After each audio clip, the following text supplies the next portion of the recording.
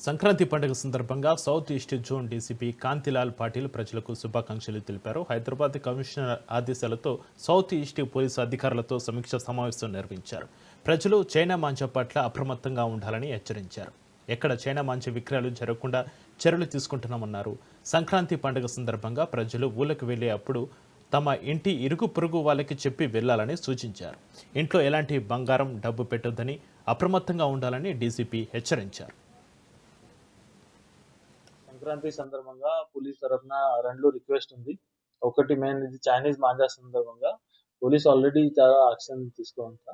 But if anyone is selling manja immediately local పోలీస్‌కు inform చేయండి. నేను కేసెస్ పెడతాను.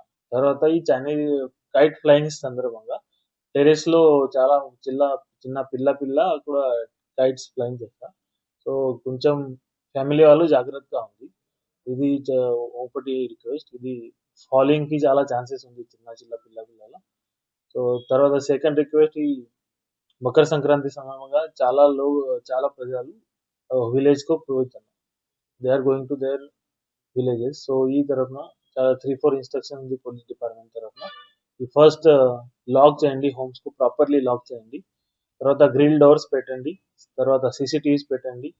తర్వాత మోస్ట్ ఇంపార్టెంట్ ఈ లోకల్ పోలీస్‌కి తర్వాత లోకల్ నైబర్స్‌కి ఇన్ఫార్మ్ చేయండి. నేను అవైలబుల్ లేదా కొంచెం days please take care of my house.